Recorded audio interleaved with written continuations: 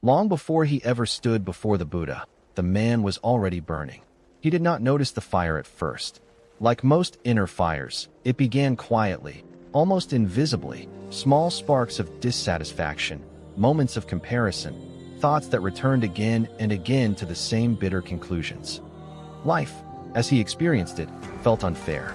Others seemed at peace while he carried a weight in his chest that never truly lifted. Even in moments of rest, his mind refused to be still. It replayed old arguments, imagined future confrontations, and measured every slight, real or imagined, as proof that the world was against him. He told himself that his anger was justified. In his village, people spoke of the Buddha with reverence. They described a man who sat unmoved by praise or insult, who spoke of compassion as if it were stronger than fear, and who claimed that suffering did not come from the world, but from the way the mind clung to it. Each time the man heard these words, something inside him tightened. The Buddha's teachings felt like an accusation. If suffering was born from the mind, then what did that say about his own pain? Was he to blame for the restlessness that followed him like a shadow? The idea enraged him. To him, anger felt like clarity. It gave shape to his suffering and a direction for his energy. Without it, he feared he would collapse into helplessness. Anger told him who the enemy was. It named causes and demanded justice. It whispered that peace was a lie invented by those who had never truly been wronged. Yet beneath this fierce certainty lay exhaustion.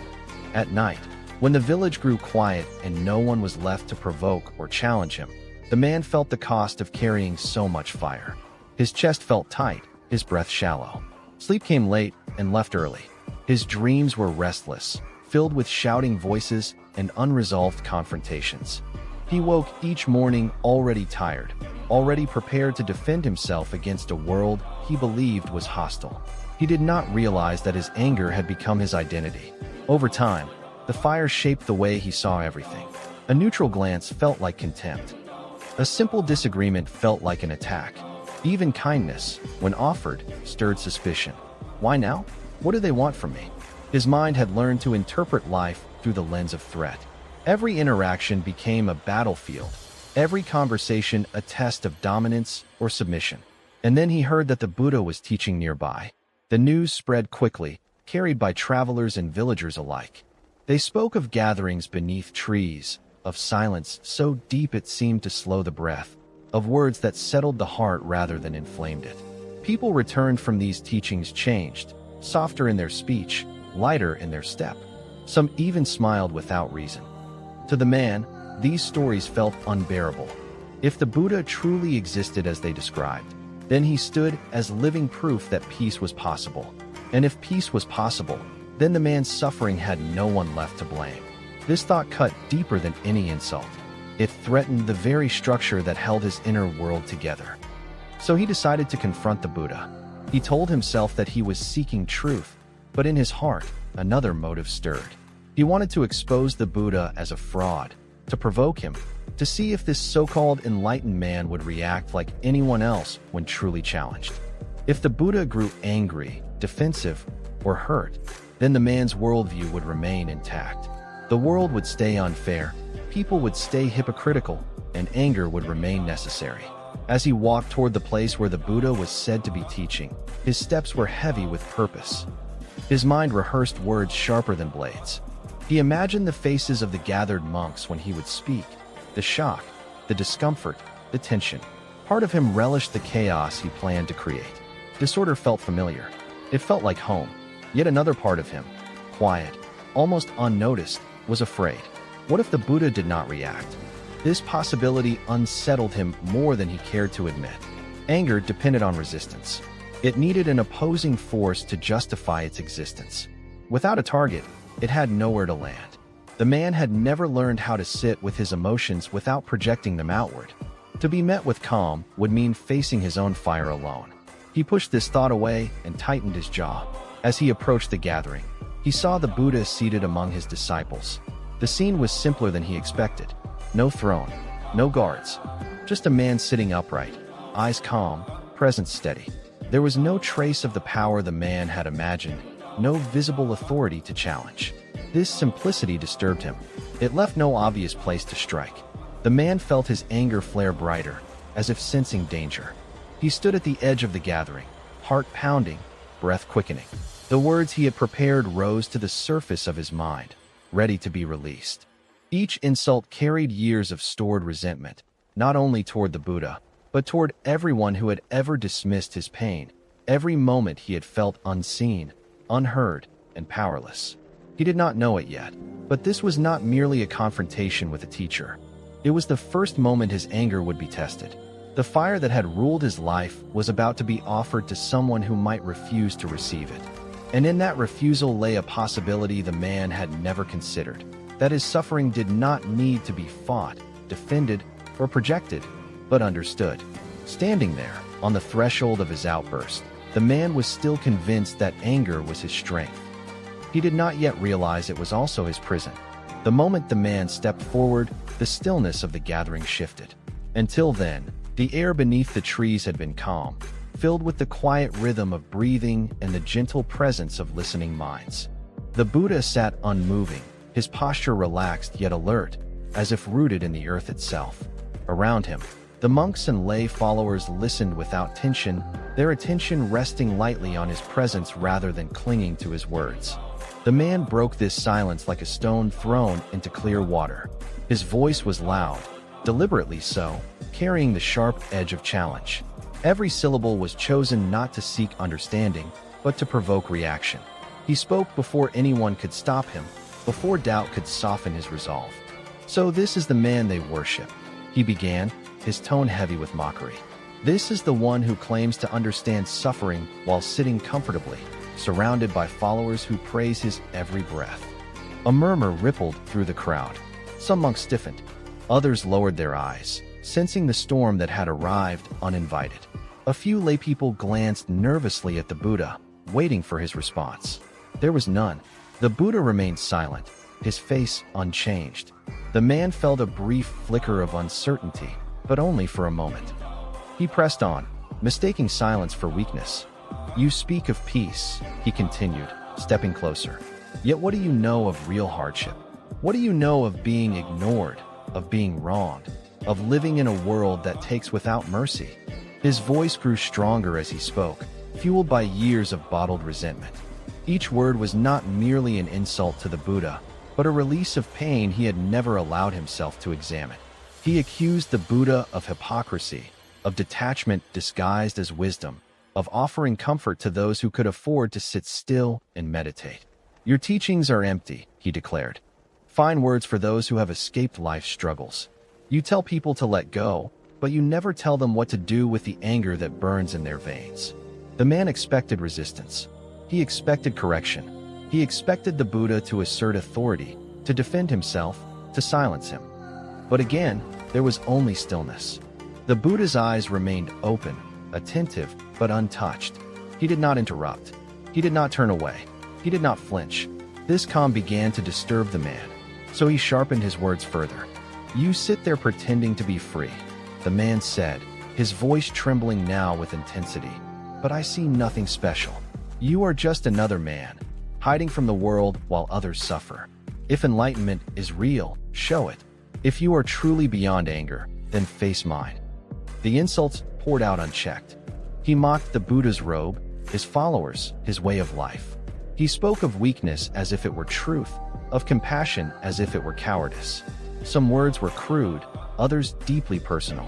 All were meant to wound.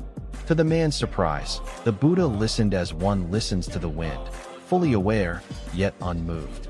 Inside the man, something strange began to happen. With each insult that failed to provoke a reaction, the satisfaction he expected did not arrive. His anger had always relied on impact. It needed resistance to feel real. When people argued back, recoiled, or grew defensive, his fire felt justified, validated. But here, his words seemed to vanish into open space. It was as if he were shouting into a vast valley, waiting for an echo that never came. The crowd, however, was not silent. Tension thickened among the listeners. Some monks clenched their fists beneath their robes. A few stepped forward instinctively, ready to defend their teacher. They felt the man's words as a personal attack, an injustice that demanded correction. The Buddha raised a single hand. The gesture was small, almost imperceptible, yet it carried absolute authority. The monk stopped. The tension eased, though confusion remained.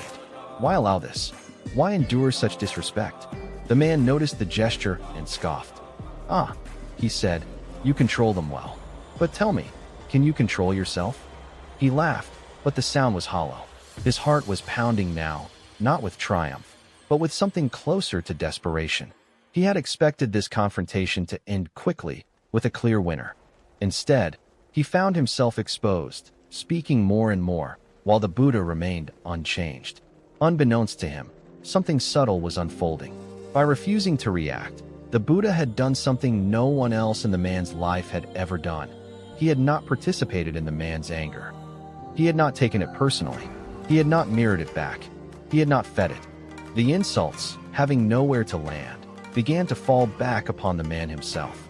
He felt it as a tightening in his chest, a heat rising without release. His words grew louder, but their power diminished.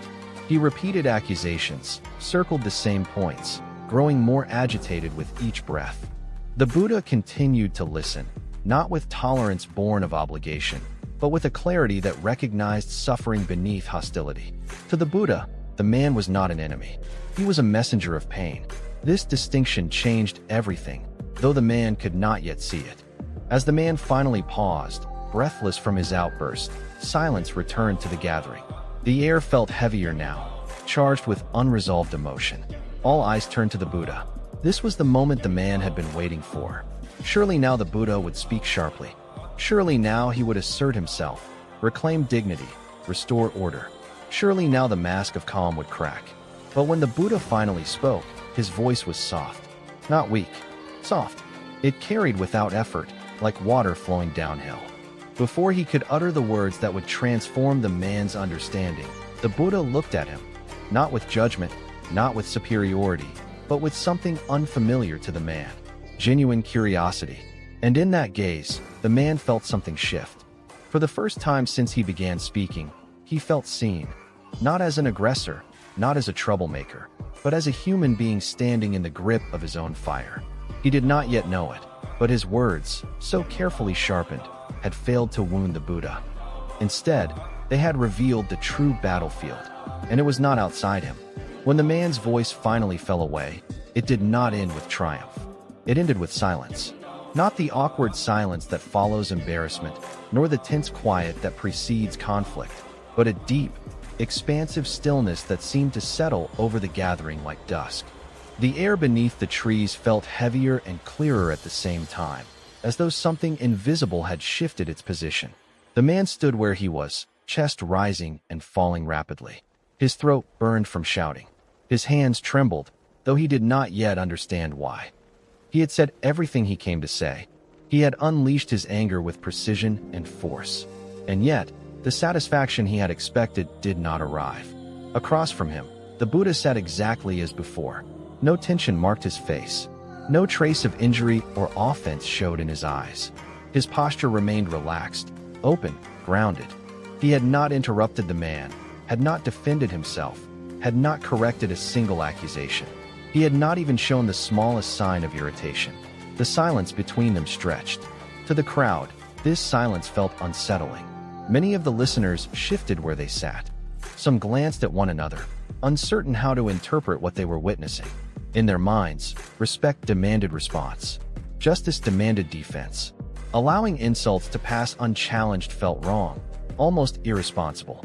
A few monks struggled to keep their attention steady. They were human, after all. They felt the sting of the man's words as if they had been directed at them personally. Their loyalty to the Buddha stirred an instinct to protect, to correct, to silence the disruption. Yet the Buddha remained unmoving. His silence was not avoidance. It was presence. Within that silence, something rare unfolded, a space in which nothing was being resisted. No argument formed. No counterattack gathered momentum. No story of offense took root. The insults, once hurled with such force, now floated in the air like arrows that had missed their mark. And without a target, they fell harmlessly to the ground. The man began to feel the weight of that silence pressing inward. He had expected noise in return. Anger, outrage, condemnation. Silence gave him none of these. Instead, it forced him into an unfamiliar position, awareness without distraction. There was no external reaction to cling to, no conflict to feed upon. All that remained was the raw sensation of his own state. The heat of his anger, once blazing outward, had nowhere to go. It turned back on itself. He became acutely aware of his body, the tightness in his jaw, the ache in his shoulders, the shallow breath he had been holding for far too long. His heart still raced, but now it did so without purpose, like a drum beating after the dance had ended. Why isn't he responding? The man wondered. The question unsettled him more than any insult he had received in his life. Every confrontation he had ever known followed a familiar rhythm: provoke, clash, dominate, or retreat. This moment obeyed none of those rules. The Buddha's silence dismantled the man's expectations one by one. To the crowd, the Buddha's stillness began to reveal another layer of meaning. Slowly, they sensed that this was not passivity. It was mastery. The absence of reaction was not weakness, it was choice. In that silence, the Buddha was demonstrating something far more powerful than words: complete sovereignty over his own mind. Time seemed to slow. Birdsong returned to the man's awareness. Leaves rustled softly overhead. The world, which had narrowed to the sharp edge of confrontation, widened again. This widening felt uncomfortable, almost threatening.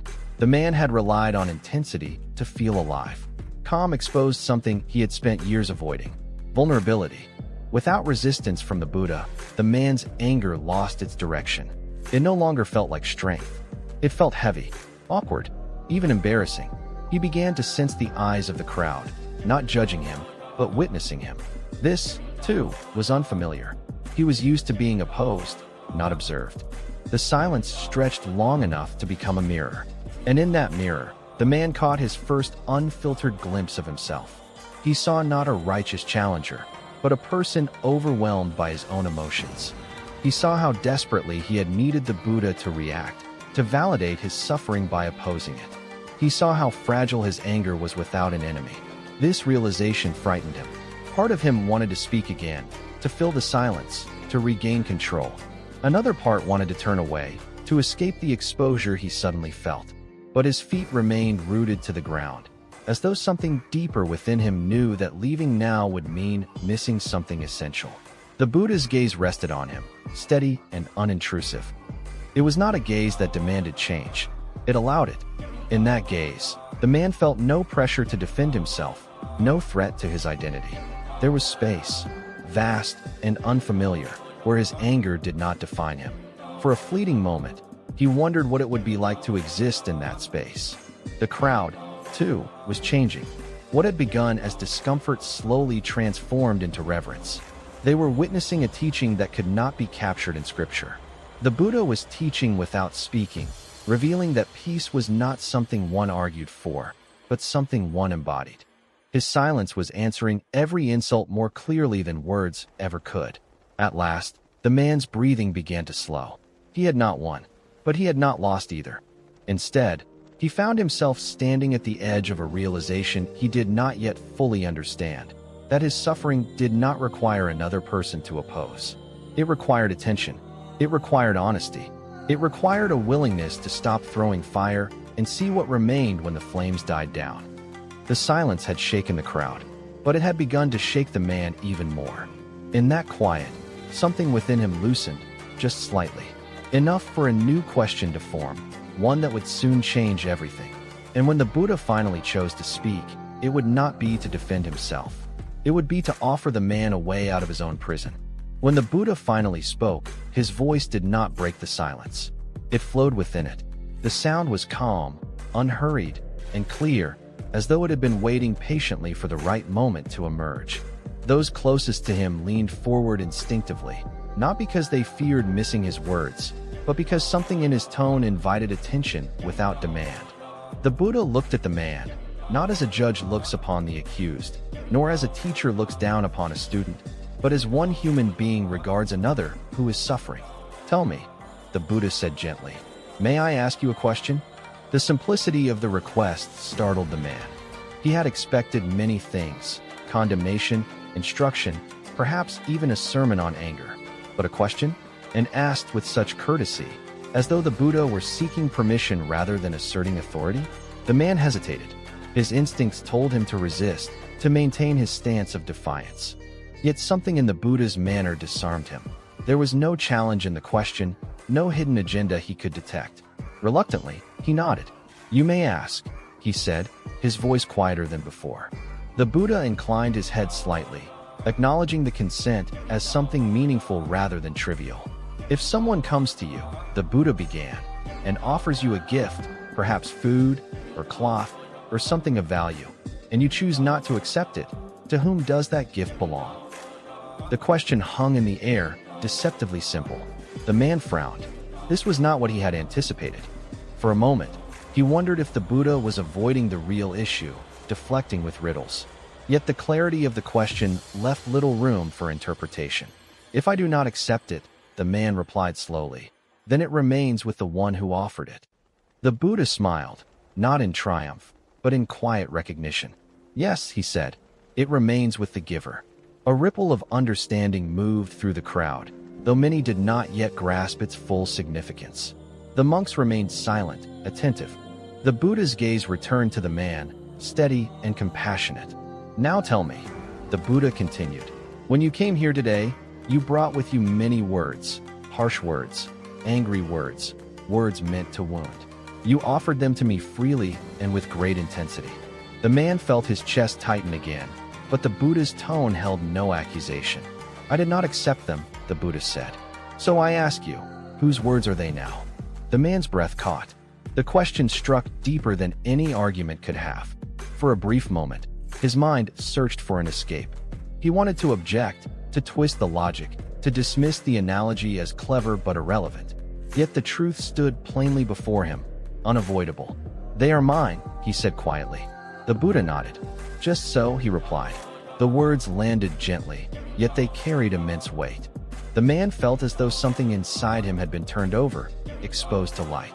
The anger he had hurled outward, so carefully aimed, so fiercely delivered, had not been absorbed, reflected, or transformed. It had simply returned to him, intact. The Buddha continued, his voice even and kind. "When someone offers anger, resentment, or hatred," he said, "and the other does not accept it, the burden does not disappear. It remains with the one who carries it." The man's hands, which had been clenched for so long, loosened slightly. No one had ever spoken to him this way before. Others had argued with his anger. Some had feared it. Some had mirrored it back, escalating conflict until both sides were exhausted and wounded. But no one had ever calmly declined it, had ever treated his fury as something optional, something that did not automatically belong to whoever stood before him. The realization unsettled him. If anger could be refused, then it was not an inevitable force. It was not something imposed by the world. It was something he carried, something he offered, consciously or not, again and again. The Buddha observed the man carefully, not to analyze him, but to remain present with whatever arose. "Tell me," the Buddha asked softly, "when you spoke to me just now, did your anger leave you?" The man swallowed. "No," he admitted. "It only grew stronger. And when I did not respond with anger," the Buddha continued, "did that bring you relief?" The man hesitated longer this time. His instinct was to deny it, to protect his pride. But something within him, a tired, honest part, answered first. "No," he said. "It made me uneasy." The Buddha nodded, as though this answer was expected. "Anger seeks companionship," the Buddha explained. "It longs to be shared, to be justified, to be reflected back. When it finds no partner, it has nowhere to go but inward." The man felt a chill pass through him. For the first time, he understood why the silence had disturbed him so deeply. The Buddha had not rejected him, but he had rejected the anger. And in doing so, he had returned responsibility to its rightful place. The Buddha's inquiry did not condemn the man. It empowered him. "You may notice," the Buddha continued, "that when anger is not accepted, it does not harm the one to whom it is offered. Instead, it continues to weigh upon the one who carries it. Like poison held in the hand, it burns the skin of the holder first." The word poison echoed in the man's mind. He had always believed that his anger protected him, that it kept him strong and alert. Yet now he saw the cost more clearly than ever before. The sleepless nights, the constant tension, the endless replaying of old wounds. None of it had been inflicted by others alone. He had been drinking his own poison, day after day. The Buddha did not rush the moment. He allowed silence to return, softer now, less oppressive. The man stood very still, his mind racing yet strangely clear. Pieces of his past began to rearrange themselves. Arguments that had spiraled out of control. Relationships strained beyond repair. How often had his anger demanded validation, demanded reaction, demanded victory, yet left him emptier each time. The Buddha spoke again, gently. "You are not wrong to feel pain," he said. "But pain and anger are not the same. Pain asks to be understood. Anger demands to be acted out." The distinction struck the man with unexpected force. He had never allowed himself to sit with pain. Anger had always rushed in first, loud and forceful, sparing him the vulnerability of feeling hurt. Now he wondered how much of his suffering had gone unheard beneath the noise of his own reactions. The Buddha's inquiry was not a lesson imposed from above. It was an invitation inward. Freedom, the Buddha said, begins the moment you realize that you do not have to accept every offering, not every word, not every emotion, not every provocation. The man felt something loosen in his chest, just a little. The crowd remained utterly silent, sensing that something irreversible was taking place. They were no longer witnessing a confrontation, but a turning point. The Buddha's question had done what no argument ever could. It had returned the man to himself. And in that return lay the first glimpse of a freedom he had never known, one that did not depend on controlling others, but on understanding his own mind. The Buddha allowed the man a moment to breathe. Silence settled again, but this time it felt different. It no longer pressed inward like a weight. It opened outward, creating room for reflection. The man stood within that space, his thoughts moving more slowly now, no longer racing toward defense or attack. The fire that had driven him here had not vanished, but it had lost its urgency, its sharp edge. The Buddha spoke again, his voice calm and steady. "There is another way to understand what has just happened," he said. "Imagine that someone approaches you with a cup in their hand." The man listened closely, his attention fixed on the Buddha's words. "In that cup," the Buddha continued, "is poison. The person offering it is filled with bitterness, resentment, and pain. They extend the cup toward you and say, 'Drink this.'" A murmur moved faintly through the crowd. The image was vivid, unsettling. "If you refuse the cup," the Buddha asked, "what happens to the poison?" The man did not answer immediately. He saw the image clearly now. A hand stretched forward, a cup brimming with something dark and lethal. The answer, once again, was obvious. "It remains with the one who holds it," he said. "Yes," the Buddha replied. "And if you accept it?" "I would suffer," the man said quietly. "Perhaps even die." The Buddha nodded. "Anger is like that poison," he said. "Harsh words are like the cup that carries it. When someone speaks to you with hatred, they are offering you their poison. You have a choice, always." The man felt a chill run through him. All his life, he had believed he had no choice. He had thought anger was something that happened to him, something forced upon him by others' actions. Now, the Buddha was suggesting something radical, that anger only harmed him when he accepted it. "When I did not respond to your words," the Buddha continued, "it was not because I did not hear them. I heard each one clearly, but I chose not to drink what you were offering." The man's throat tightened. No one had ever framed it this way for him before. He had assumed that not reacting meant suppression, weakness, or fear. But the Buddha's presence told a different story. This was not avoidance. This was discernment. "But what if the poison is thrown at you?" the man asked suddenly. "What if someone forces it upon you?" The question surprised even him. It rose from a place of deep resistance, a final attempt to protect the identity he had built around reaction. The Buddha regarded him thoughtfully. "There are moments," he said, "when pain cannot be avoided. Loss, illness, and injustice may strike without invitation. But anger is different. Anger is the second arrow." The man frowned, sensing another metaphor approaching. "When you are struck by pain," the Buddha explained, "that is the first arrow. It hurts, and it is real. But when you strike yourself with anger, when you replay the injury, nourish resentment, and demand retribution, that is the second arrow. You do not have to shoot it." The man felt something stir within him, recognition mixed with grief. How many second arrows had he fired at himself? He thought of the arguments he replayed long after they ended. The sleepless nights spent imagining what he should have said. The bitterness he carried toward people who were no longer even present in his life. None of that had eased his pain. It had only deepened it.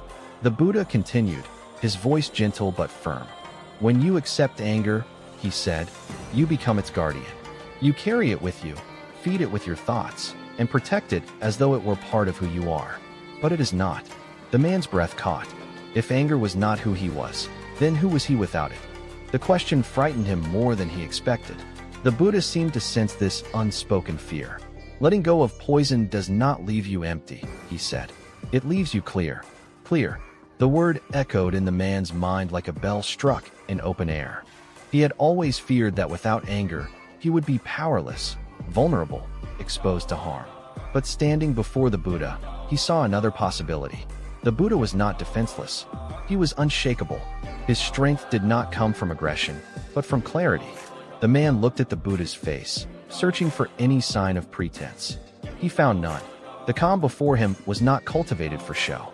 It was lived. What happens? The man asked softly. To the person who keeps offering poison. The Buddha smiled faintly. They suffer, he said. Not because they are punished, but because they continue to drink what they wish others to swallow. The simplicity of the answer struck the man deeply. He had believed that his anger harmed those he aimed it at. Now he saw that it had primarily harmed him. The people he resented went on with their lives, while he carried the weight of unresolved fury wherever he went. The Buddha's teaching was not moralistic. It did not label anger as evil or shameful. It simply revealed its consequences. You do not need to condemn your anger, the Buddha said, but you do need to see it clearly. See what it costs you. The man lowered his gaze. He felt the cost in his body, in his breath, in the years of inner unrest he could never quite escape. For the first time, he allowed himself to feel the sadness beneath the anger, the grief of a life lived in constant tension. The Buddha allowed the silence to return once more. This silence felt like relief. Within it, the man realized something profound.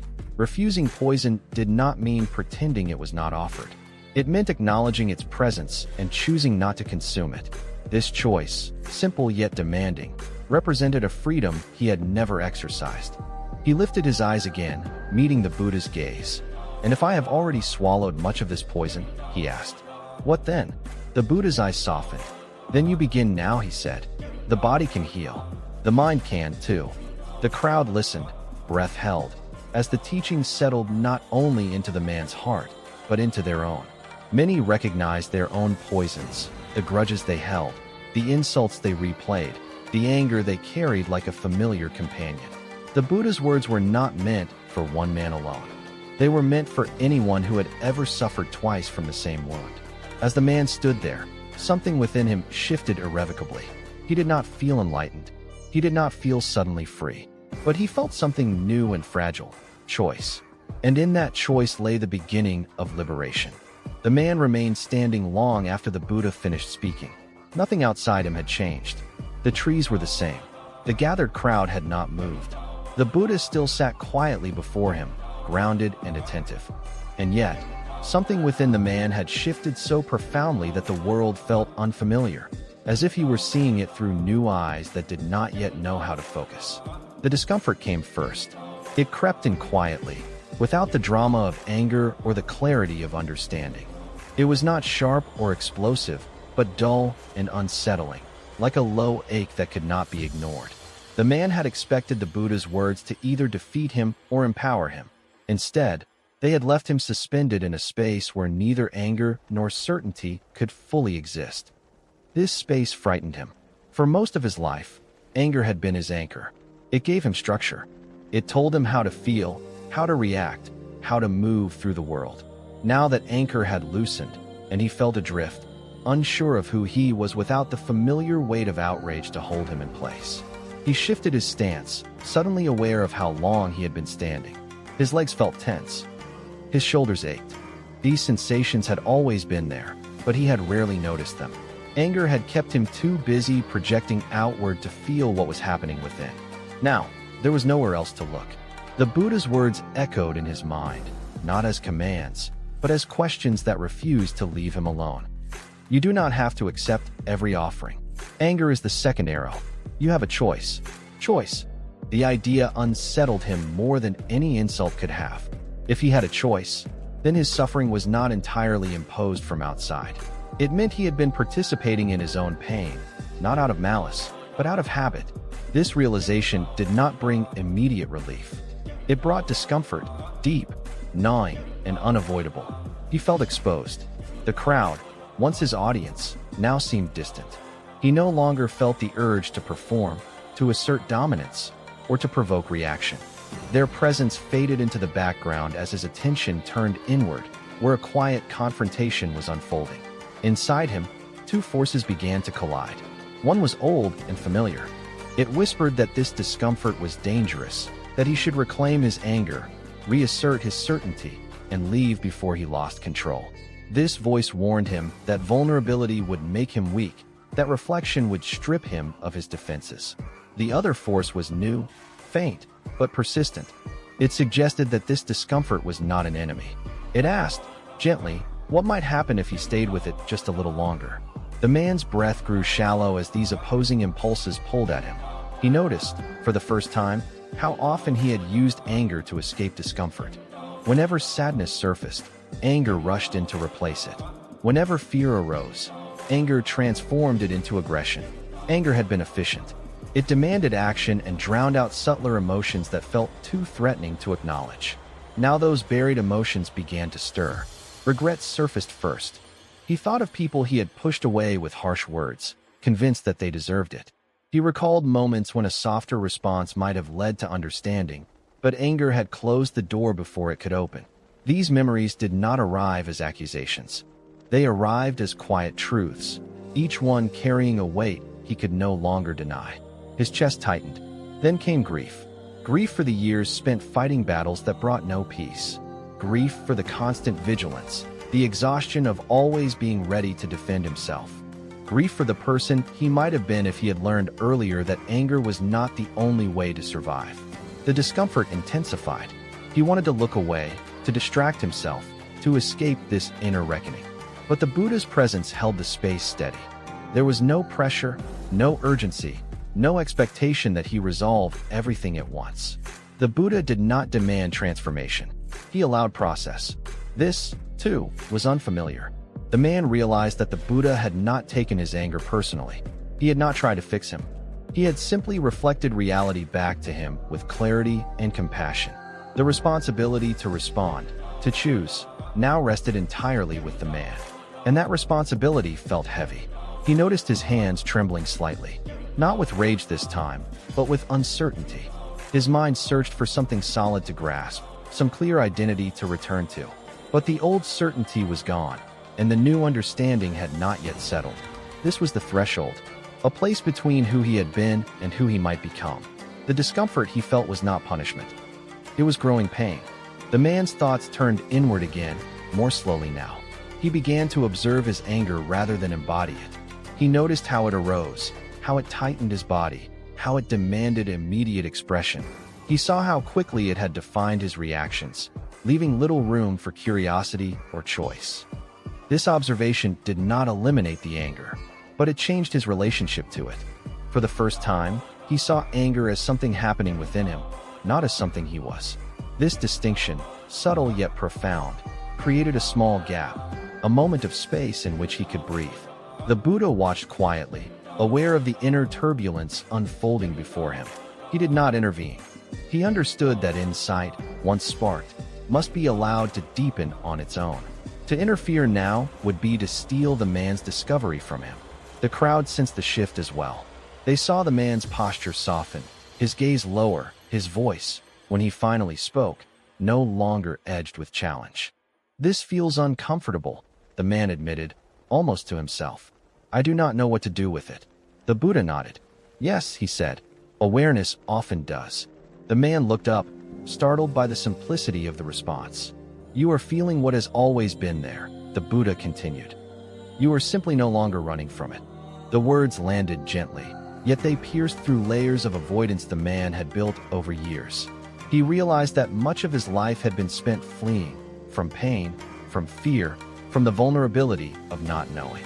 Anger had given him direction. Awareness gave him depth. The discomfort did not vanish, but it transformed. It became less threatening, more informative. It signaled that something real was happening, something irreversible. He understood now why the Buddha had not reacted to his insults. Reaction would have spared him this moment. Reaction would have kept him trapped in the familiar cycle of conflict and validation. Non-reaction had forced him inward, where true change could begin. The man stood there, breathing slowly, allowing the discomfort to exist without trying to conquer it. This, too, was new. He had always believed discomfort demanded action. Now he was learning that it could also invite understanding. As the moments stretched on, he felt something unexpected beneath the unease. Relief. Not the relief of resolution or certainty, but the relief of no longer pretending. The relief of no longer needing to perform anger to feel strong. The relief of standing honestly in his confusion. The Buddha's teaching had not removed the poison.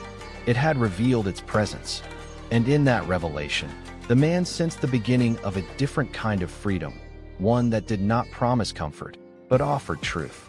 This moment of inner discomfort was not the end of his struggle. It was the doorway. And for the first time in his life, the man did not turn away. The man remained seated among the listeners now, no longer standing apart from them. At some point after the wave of inner discomfort had passed, he had lowered himself to the ground. The physical act was small, almost unnoticed by the crowd, yet it carried deep significance. He was no longer confronting the Buddha from a place of opposition. He was listening, not only to the teacher before him, but to the patterns of his own mind. The Buddha began to speak again, addressing not only the man, but everyone gathered beneath the trees. What you experienced just now, the Buddha said, is something all human beings experience. We react before we understand. The man felt the truth of these words immediately. They described his life with painful accuracy. We believe our reactions are deliberate, the Buddha continued. But most of the time, they are not chosen. They arise from habit. The Buddha paused, allowing the idea to settle. For many of you, he said gently, anger feels immediate. It feels justified. It feels automatic. This is because the mind has been trained, over many moments, many years, to respond in the same way again and again. The man listened closely. He saw his own history unfolding in the Buddha's words. Childhood moments when anger had brought attention. Early conflicts where force had created a sense of control. Each reaction had reinforced the next, carving a familiar path through his mind. The mind, the Buddha said, is like a path through tall grass. The first time you walk through it, the effort is great. But each time you return, the way becomes clearer. Eventually, you walk that path without thinking. The man nodded almost imperceptibly. Anger had become his path. When someone speaks harshly to you, the Buddha continued, the body responds before thought arises. The breath shortens. The muscles tighten. The heart quickens. By the time words leave your mouth, the reaction is already in motion. The man felt a quiet recognition ripple through him. He had always believed his anger was a conscious response to injustice. Now he saw how deeply physical it was, how his body reacted before his mind could intervene. This is not your fault, the Buddha said, as if responding to an unspoken question. It is conditioning. The word brought unexpected relief. Conditioning meant his anger was learned, not inherent. And what was learned could be unlearned. We are taught, the Buddha said, that strength means domination, that silence means defeat, that control means forcing the world to behave as we wish. These teachings shape us long before we examine them. The man thought of his village, of arguments settled through volume and intimidation, of respect equated with fear. He had absorbed these lessons without question, mistaking them for truth. Because of this, the Buddha continued, we react without awareness. We believe that if we do not respond immediately, we will be harmed or diminished. The man felt the fear beneath this belief. He had always reacted quickly, fiercely, to avoid being overpowered. Slowness had felt dangerous. Reflection had felt like weakness. Now he wondered how much of his suffering had been driven by fear rather than by the events themselves. When awareness is absent, the Buddha said, reaction feels inevitable, but awareness creates space. The Buddha raised his hand slightly, illustrating the point. Between what happens and how you respond, he said, There is a moment. It may be brief, but it exists. In that moment, you are free. The man felt something open within him. He had never noticed that moment before. Anger had always seemed instantaneous, complete. Yet now he could recall fleeting pauses, tiny instants where he might have chosen differently, had he known they mattered. Without awareness, the Buddha continued, we confuse feeling with action. We believe that because anger arises, it must be expressed. But a feeling is not a command. The man's breath deepened as the words settled. How many times had he treated anger as an order, an unquestionable directive to speak, shout, or strike? He had never considered the possibility of feeling anger without becoming it. This confusion, the Buddha said, is the root of suffering. The Buddha's gaze moved slowly across the crowd, but the man felt as though the words were directed at him alone. When you identify with anger, the Buddha explained, you say, I am angry. But anger is not who you are. It is something passing through the mind, shaped by conditions. The man felt the truth of this deeply. He had built his identity around his reactions, mistaking habit for self. Now that identity felt less solid, more like a story he had been telling himself for years. This is why non-reaction feels uncomfortable at first, the Buddha continued. It removes the mask you are used to wearing. It leaves you face to face with yourself. The man thought back to the silence that had shaken him earlier. He understood now why it had felt so threatening. Without reaction, there was nothing to hide behind. The Buddha did not present this as a failure. He presented it as an opportunity. Awareness, he said, is not suppression. It is observation. You do not need to push anger away. You only need to see it clearly. The man considered this carefully. He had always fought his anger or indulged it. Observation was new territory. When you observe anger, the Buddha said, you notice its patterns. You see what triggers it. You feel how it moves through the body. And in seeing, its grip begins to loosen. The man remembered the earlier moment when he had watched his own breath, his own tension, without acting. That moment had not destroyed his anger, but it had changed it. Reaction, the Buddha continued, thrives in darkness. Awareness brings light. The crowd sat in deep silence now, many of them recognizing their own patterns within the teaching. But for the man, the teaching felt personal, intimate, almost surgical. He realized that his anger had never truly protected him. It had only protected itself. Each reaction had reinforced the habit, strengthening the very force that kept him trapped. Non-reaction, though uncomfortable, had begun to weaken the cycle. The Buddha concluded softly, you cannot stop anger from arising, he said, but you can stop it from ruling you. The man closed his eyes briefly, letting the words sink in. For the first time, he understood that freedom did not require the absence of anger. It required awareness of it. And awareness, he realized, was not something given by the Buddha. It was something he had always carried within himself, waiting to be used. The man sat quietly, the ground cool beneath him, his breath slower now than it had been at any point that day. Something subtle had changed. Not the world around him, not the people gathered beneath the trees, not even the emotions that still moved within his chest. What had changed was the way he related to those emotions. For the first time, he was not standing inside his anger, looking outward through its fire. He was standing beside it, watching it rise and fall like a passing storm. This distance, slight yet unmistakable, felt strange. And within that strangeness, he sensed freedom. The Buddha's words continued to echo softly in his mind, not as commands or beliefs to adopt, but as reflections of something he was now experiencing directly. Between what happens and how you respond, there is a moment. That moment, once invisible, was beginning to reveal itself. The man became aware of a sound nearby, a child laughing somewhere at the edge of the gathering. The sound did not irritate him, as unexpected noise often had in the past. It simply existed. He noticed it, and then his attention returned to his breath. This, too, was new. Previously, his attention had been hijacked by whatever emotion was loudest. Anger demanded center stage, leaving no room for anything else. Now, awareness felt more spacious. Multiple experiences could exist at once without competing for dominance. He noticed the subtle rise and fall of his chest. Each breath arrived without effort. Each exhale released a little more tension from his body. He had breathed all his life, yet he had rarely felt breathing as something soothing rather than functional. Now, it anchored him gently in the present moment. The Buddha observed him quietly, recognizing the shift. The man's face, once tight with aggression, had softened.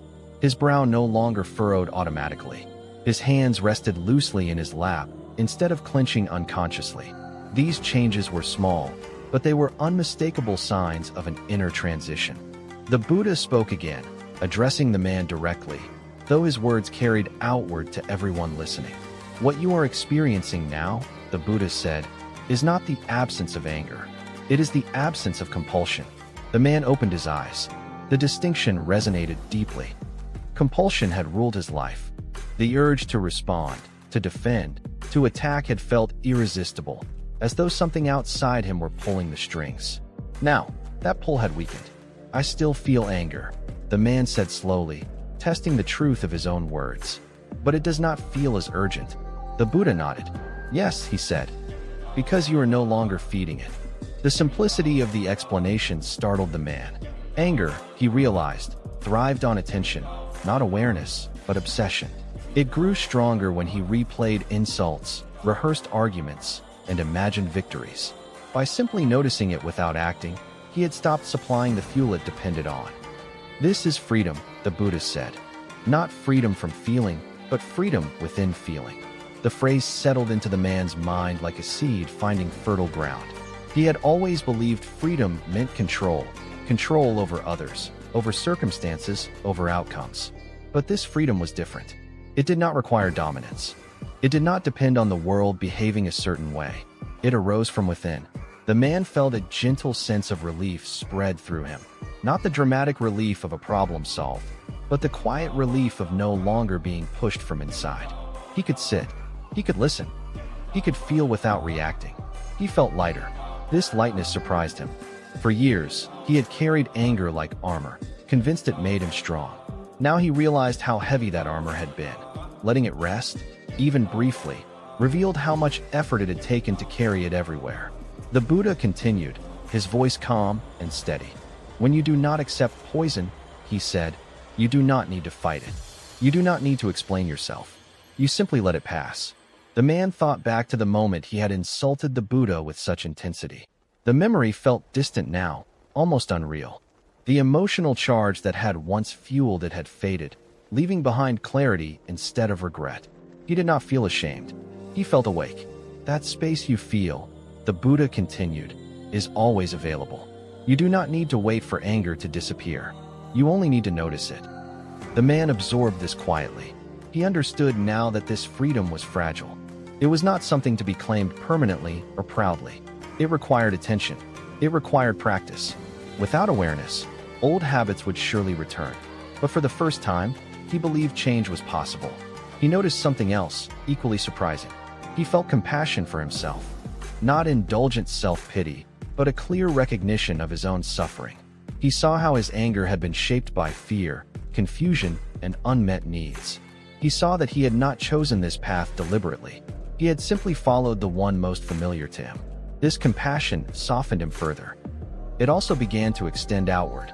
He looked at the Buddha, not as an adversary or even as a figure to challenge, but as someone who had seen through the same patterns and stepped beyond them. The Buddha's calm was no longer threatening. It was reassuring. He glanced around at the other listeners. Each one, he realized, carried their own poisons, their own reactions, their own unexamined habits. The thought did not make him feel superior. It made him feel connected. The sense of separation that had fueled his anger began to dissolve. The Buddha watched this unfolding without comment. He knew that insight could not be rushed or forced. It arrived when the conditions were right. The man's insight, though still young, had taken root. After a long silence, the man spoke again. "This feels free," he said, searching for the right word, but also unfamiliar. The Buddha smiled gently. "Yes," he said, "freedom often does." The man laughed softly, a sound that surprised him as much as anyone else. It was not bitter or mocking. It was simple, unguarded. In that moment, he tasted a freedom that did not depend on anyone else's behavior. He did not need to be right. He did not need to win. He did not need to provoke or defend. He only needed to be aware. This was not enlightenment, but it was something real, a first taste. And like all first tastes, It hinted at what might be possible if he continued to walk this path, one moment of awareness at a time. The man returned weeks later. He did not come with shouting. He did not come with clenched fists or burning eyes. He came quietly, his steps slower, his shoulders less rigid, his face marked not by rage, but by exhaustion. The same grove stood unchanged. The same monks sat beneath the trees. The same stillness breathed through the air like a living presence. Yet for the man, everything felt different. The silence that once mocked him now seemed to wait for him. He stood at the edge of the gathering for a long time. In the days following his first encounter with the Buddha, the man had expected relief. He believed that after unleashing his anger, after being ignored by the calm indifference of a holy man, something inside him would finally settle. Instead, the opposite had happened. The anger followed him home. It followed him into his sleep, where his dreams replayed the scene again and again. Each time, he shouted louder. Each time, the Buddha remained silent. And each time, the man awoke with his chest tight, his heart racing, his jaw aching from clenching it in the dark. He tried to justify himself. I was right, he told himself. He deserved my anger. People like him think they are above suffering. But the words rang hollow. His anger, once sharp and energizing, had become heavy. It weighed on him during meals. It drained him during conversations. It made even small inconveniences unbearable. One evening, as he sat alone, he remembered the Buddha's question. If someone offers you a gift and you do not accept it, to whom does it belong? At the time, the man had dismissed it as a clever trick. Now, the question refused to leave him. He realized something unsettling. The Buddha had not carried the man's anger away. The Buddha had left it exactly where it was, inside the man. And suddenly, the truth struck him with painful clarity. The anger had never been about the Buddha. It had been about his own disappointments, his failures, his sense of being unseen and unheard. The Buddha had simply become a mirror, one that reflected what the man had been carrying for years. That realization did not bring peace. It brought shame. The man began to see how often he had lived this way, throwing his anger at others and believing it was justified because someone else had provoked him. He remembered arguments where he had won with sharp words, but lost something deeper inside himself. He remembered relationships that ended not because of irreparable harm, but because he could not stop reacting. For the first time, he asked himself a question he had never considered. What if my suffering is not caused by what others do, but by what I accept? This question frightened him more than any insult. Because if it were true, then he could no longer blame the world. If it were true, then freedom and responsibility rested in his own hands. And so, driven by equal parts confusion and longing, he returned.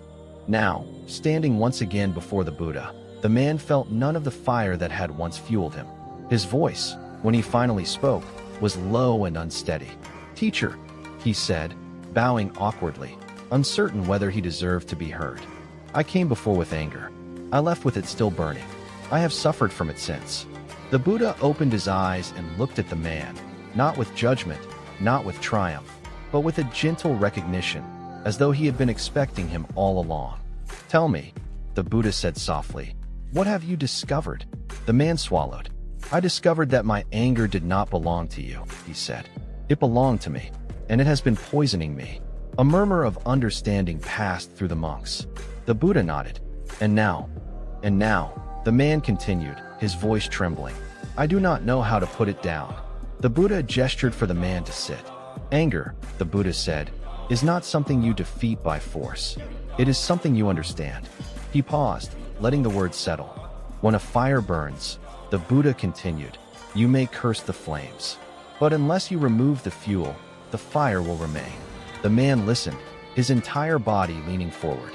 "Your anger," the Buddha said, "feeds on your belief that others control your inner world. The moment you believe someone else can make you angry, you have already surrendered your freedom." The man felt the truth of these words settled deeply inside him. "So what should I do?" he asked. "When insult comes, when injustice arises, when pain is real." The Buddha did not dismiss these questions. He honored them. "Pain will arise," the Buddha said. "This is the nature of life. But suffering arises when pain meets resistance and clinging." He looked directly at the man. "When someone offers you poison," the Buddha said, "wisdom is not in arguing about its taste. Wisdom is in not drinking it. The man closed his eyes. For the first time, he understood. Not reacting was not weakness. Not accepting was not surrender. It was sovereignty. The Buddha continued. When you do not accept anger, you do not suppress it. You observe it. You allow it to arise and pass without giving it a home. The man thought of all the times he had felt anger surge through him like a command, something that demanded immediate action. He realized now that anger had never forced him to act. He had chosen to obey it. That realization felt both humbling and liberating. But teacher, he said quietly, what if people think I am weak? The Buddha smiled gently. The world will always misunderstand silence, he said. But peace does not ask for permission. A deep stillness settled between them. In that silence, the man felt something unfamiliar, space. Space between stimulus and response. Space between insult and identity. Space where choice could exist. Tears welled in his eyes. I have lived my whole life reacting, he said. I did not know there was another way. The Buddha placed a hand lightly on the ground. This, he said, is the beginning of freedom. The man bowed deeply, his forehead touching the earth. This time, it was not out of obligation or performance. It was gratitude. As he rose and prepared to leave, the Buddha offered one final teaching. Remember, he said, you are not required to attend every argument you are invited to. You are not obligated to accept every emotion that passes through you. Inner freedom begins the moment you realize that not everything deserves a response. The man walked away from the grove, not as someone who had been cured, but as someone who had been awakened to responsibility. The world would still provoke him. People would still insult him. Life would still be unfair. But now, he carried a new understanding. Anger could knock, but he did not have to open the door. And for the first time in his life, the poison had nowhere to go. The man walked slowly through the grove, feeling the earth beneath his feet, the soft rustle of leaves in the breeze. He was aware of every sound, every movement, and yet he was not caught in judgment or reaction. The world moved around him, yet he no longer felt like a participant in the endless cycle of offense and retaliation. Weeks had passed since his first encounter with the Buddha. In that time, he had practiced observing his thoughts, noticing the arising of anger, and allowing it to pass without clinging. The initial relief he had felt was no longer new. It had deepened into a steady presence, quiet but undeniable. He recalled the moment when he had first hurled insults at the Buddha. At that time, he had believed that his anger defined him, that his power lay in his ability to lash out. But now, looking back, he realized how blind he had been. Anger had never strengthened him. It had chained him to his own suffering, keeping him a prisoner of illusions and reactions. The Buddha approached him quietly, as if he had been walking beside him all along. His presence was steady, yet it was not intrusive. The man felt no need to defend himself or explain. He simply walked, allowing the silence between them to speak. You have returned, the Buddha said gently, and I see that you have carried what you learned into your life. The man nodded, humbled. I am learning, he said, but sometimes the poison it still rises within me. Even when I do not accept it, I feel it. It is not easy to maintain this awareness. The Buddha's gaze softened. Yes, he said, the poison is always present. It is part of the world, part of life. But whether it binds you or passes through you depends on your awareness. You cannot stop the world from offering poison, but you can choose whether to drink it. The man paused. He had been thinking about this every day, practicing observation. But now the words struck him with deeper clarity. The Buddha did not promise that life would be free of insult, injustice, or anger. He only promised that freedom from suffering was possible when one chose not to be bound by the poison that others offered. Freedom, the Buddha continued, is not the absence of anger, but the absence of compulsion. When poison is offered, you may feel it, but you do not need to carry it. You may feel the urge to react, but you do not need to act. This is choice. The man closed his eyes, feeling the weight of the teaching sink in.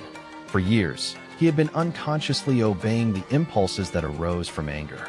Now he understood that the first step to liberation was recognizing the distinction between feeling and acting, between stimulus and response. The poison could rise, but it could also pass without leaving a scar. He remembered the countless times he had been consumed by rage, replaying insults, imagining revenge, and nursing grievances. Each moment of anger had left him restless, exhausted, and unhappy. And now he saw clearly that it had never touched those who had offended him. It had only affected him, chaining him to suffering of his own making. The Buddha gestured to a nearby stream, where water flowed steadily over smooth stones. "See this water," he said. "It meets obstacles, rocks, branches, and yet it continues to flow. It does not resist, it does not cling, it does not hold on to what comes to it. It moves forward, unhindered. The mind can do the same." The man knelt beside the stream, letting his hand brush the cool water. He watched as leaves floated past, carried by the current, untethered. The image reflected something he had not fully realized until now. Emotions, even anger, are like these leaves. They arise, they move, and they pass. To cling to them is to invite suffering. To observe them without attachment is to discover freedom. "What if the poison is strong?" he asked softly. "What if I feel it so deeply that it overwhelms me?" The Buddha looked at him with compassion. "Then you practice. You observe. You breathe. You do not fight the poison, but you do not consume it. Awareness itself is the antidote. The poison cannot bind you unless you offer it a home." The man's mind turned inward. He thought of the first moments of anger he had carried that day in the grove, the surge of humiliation, the heat of indignation. In the past, these sensations would have demanded a response, controlling his speech and actions. But now, he recognized them for what they were: temporary disturbances, passing phenomena in the mind, sensations that could be observed and released. "And the one who offers the poison?" he asked, still seeking clarity. "Do they remain free?" The Buddha shook his head slightly. "The one who offers poison suffers, for they are still drinking it themselves. They have not learned to see clearly, to observe, to release. The poison always returns to the one who holds it. If it is not accepted by you, it cannot harm you. But if it is embraced by the one offering it, it remains their burden." The man's chest relaxed as he absorbed this. He realized that his previous attempts at retaliation had been futile. The people who had wronged him were not suffering because of him. They were suffering because of their own unresolved poison. His anger had done nothing to change them. It had only chained him. He took a slow, deliberate breath. The cool air entered his lungs, filling his body with a sense of clarity he had never known. He could feel the tension in his shoulders ease, the tightness in his chest soften. He felt, for the first time, that freedom was not something external. It was a state of mind, cultivated moment by moment through awareness. "You have begun to taste this freedom," the Buddha said. "Do not mistake it for perfection. There will be moments when the poison returns. There will be days when anger resurfaces, stronger than before. But now you know that these moments do not define you. You can choose whether to accept them or let them pass." The man nodded, feeling gratitude swell in his chest. He had expected a lesson of punishment or reproof. Instead, he had received the gift of understanding. The power to stand in the midst of turmoil and remain unshaken, to observe without being consumed, to live with awareness rather than reaction. Each moment of awareness strengthens the mind, the Buddha continued. Each time you do not drink the poison, the path becomes clearer. Eventually, you will encounter life's difficulties without being swept away. This is not the end of learning, but it is the beginning of true freedom. The man rose to his feet, feeling lighter than he had in years. The grove seemed to shine with a quiet brilliance, each leaf and stone reflecting a reality he had not noticed before. The crowd of listeners watched silently, some seeing themselves in his journey, others simply feeling the calm presence that had begun to radiate from him. He looked at the Buddha one last time, his heart full of understanding and respect. "I will remember," he said softly. "I will practice this awareness. I will not let the poison find a home within me." The Buddha nodded, smiling faintly. "Then the poison has no power over you." The man turned and walked away from the grove, carrying with him a sense of freedom that was steady, not fleeting. He knew that life would still bring challenges, that anger would arise again, that poison would continue to be offered. But he also knew that he now had the choice, to accept or to release. For the first time, he realized that true power did not come from conquering others, but from mastering oneself. That freedom, once tasted, was the antidote to every insult, every attack, every bitterness the world could offer. And in that moment, the man understood something profound. The poison could only bind him if he drank it. He smiled quietly, feeling the weight of old anger fall away. The poison had no home here. It had nowhere to live. And for the first time in his life, he was truly free. The man awoke that morning to the gentle sound of birdsong filtering through the canopy of the grove. The sun had risen softly, painting the earth in golden light. For the first time in many years, he did not awaken with a knot of anger in his chest. Instead, there was quiet awareness, an alertness that was neither tense nor defensive. He sat quietly on the soft grass, feeling the dew under his fingers, listening to the rhythm of his own breath. He reflected on the journey that had begun weeks ago, the day he had first confronted the Buddha in anger. At that time, he had believed his rage to be a weapon, a shield, a declaration of self. Now, he saw it as a chain he had been carrying unknowingly, binding him to suffering and illusions. The Buddha entered the grove and sat across from him, as calm and serene as ever. His presence did not demand attention, but invited it. The man felt a subtle tension release within himself, the last echoes of fear and resistance fading. "Good morning," the Buddha said softly.